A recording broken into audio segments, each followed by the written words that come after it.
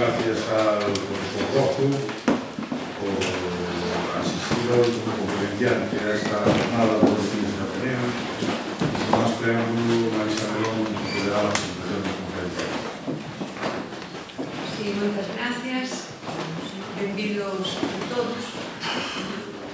Benvido tamén o noso convidado, o profesor Guillermo Rojo, que, como xa acaba de dicir, o noso vicepresidente está por primeira vez connosco aquí nestes luns do Ateneo, e que vai impartir unha conferencia que, como vostedes saben, ten por título Linguas, Internet e Sociedade do Coñecemento.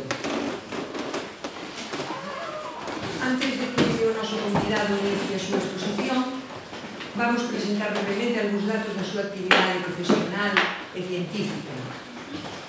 Guillermo Rojo, doctor en Filoloxía Románica, acaba no ano 1981 a Cátedra de Lingua Española da Universidade de Compostela, onde segue exercendo hoxe en día o seu magisterio.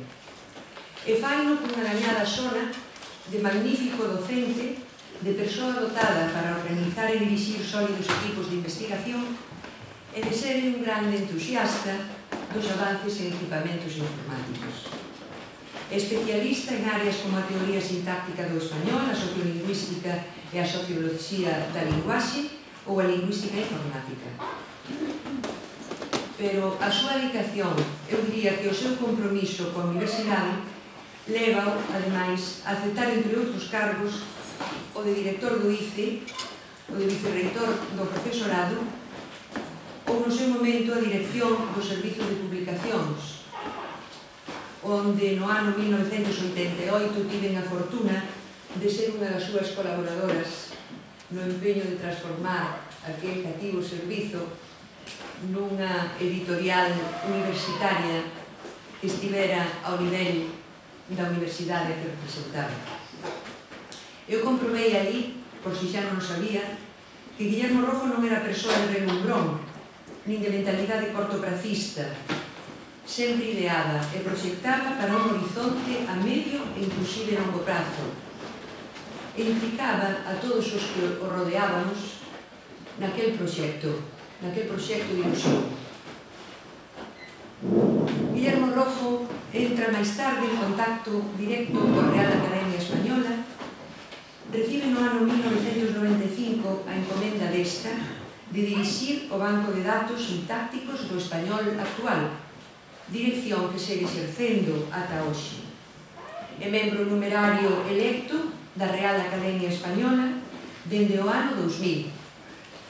En verbas do seu presidente Víctor García de la Concha, Guillermo Rojo é un recoñecido lingüista, tanto da lingüista teórica como da gramática, e, sobre todo, está reputado como un dos grandes especialistas en lingüística computacional. Desde ese momento, e xunto con outros destacados académicos, o profesor Rojo abandeirou a profunda renovación técnica que sofre a RAE e foi nomeado, a máis, secretario da mesma, cargo que desenvolveu brillantemente entre o 2002 e o 2009. Consciente da enorme repercusión e posibilidades dos recursos electrónicos na investigación lingüística, o profesor Rojo centra nos últimos anos a súa actividade científica no deseño, construción e explotación de grandes corpus textuais do español e máis do galego. Así, o corpus de referencia del español actual, CORDE, o corpus diacrónico del español, o corpus de referencia del español actual, CREA, o corpus diacrónico del español, o CORDE, e o corpus del español del siglo XXI, o CORPES, que é un proxecto, este último, acometido pola Real Academia Española e as 21 academias da lingua de América e Filipinas que conforman a Asociación de Academias de la Lengua Española. Dirixe actualmente, dende o Centro Ramón Piñeiro para a Investigación de Humanidades, o CORGA, que é o corpus de referencia do galego actual. Eu non vou cansalos agora con referencias a extensa bibliografía do profesor Rojo, nin tampouco coa súa pertenza a múltiples asociacións científicas, a organización e participación en congresos de lingüistas e hispanistas, as estadías en prestixiosas universidades estranxeiras, etc. Porque se algún de vostedes tiver interese en coñecer estes datos ou calquera outro da súa actividade, pode simplemente teclear o nome do noso conferenciante en calquera buscador de internet na seguridade de que aí han a aparecer todos eses datos. E xa para finalizar, se me permiten unha breve digresión, vou lles contar unha pequena anécdota. Comentaba eu hai un tempo cunha boa amiga o agrario que me producía a tremenda actividade de certas persoas, tanto no eido da ciencia, no da música, a literatura, etc. Entón ela miroume e dixome moi seria: non te acomplexes, Marisa, que todos eses van pola segunda ou terceira reencarnación, polo menos. Eu non sei se será este o caso de Guillermo Rojo, pero igual sí. E con esta dúbida, dámoslle xa a palabra.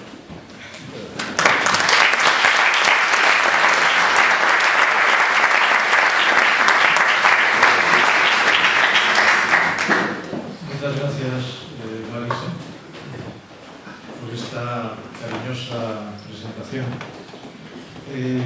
Debo de ir por la cuarta ou a quinta, pero como ser humano este é a primera. Probablemente virán outras historias. Bueno, é unha enorme satisfacción e un honor estar aquí esta noite en tan boa compañía. Efectivamente, Marisa Melón e eu coincidimos gracias a unha afortunada intervención de Pancho Candela, que estaba ali manexando todos os fíos con fortuna e inteligencia. Foron por mí uns meses nada máis, pero a verdade é que en poucos sitios tiven tanta conciencia de estar facendo algo que tiña repercusión inmediata e que podía efectivamente situar a nosa universidade non nun lugar especial, sino simplemente no lugar que lle correspondía, tamén en algo tan simple, pero tan vinculado aos labores universitarios como é o seu servizo de publicacións. Naquele servizo, Marisa continuou traballando durante moito tempo, hai 15 días, na noite, que tentou a disfrutar moi feliz de ver merecido. Bueno, imos aquí. Verán, cando os amigos do Ateneo falaronme da posibilidade desta conferencia, tardei algún tempo en dar un tema que poidera sen perder o aire do que eu fago habitualmente, porque eu non sei fazer outra cosa, por tanto non podía falar de nada que non estivera vinculado a miña actividade cotidiana. Pero algo que tivera certo interés. Non sei. Non? Atrás? Sí. Bueno, a ver, intento acercarme isto un pouco máis así. Bueno, non sei a ver por qué. No, chega máis a ti e eleva un pouco. Vamos.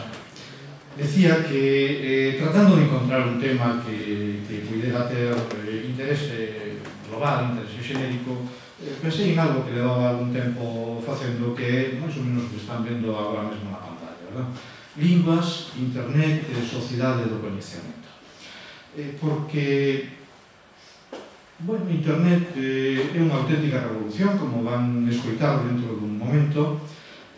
As linguas, a lingüística tamén é moi afectada pola expansión de internet. Hai un mundo antes de internet e un mundo despois da rede, e sobre todo incide en algo que non hai moito tempo era coñecido como sociedade da información, e que afortunadamente empeza a coñecerse máis ben como sociedade do coñecemento, e intentaría establecer unha diferencia entre as dúas. Non chegamos a esa sociedade aínda, e é probable que moitos non cheguemos a ela, pero, bueno, levamos un camiño que nos conducirá hasta aí.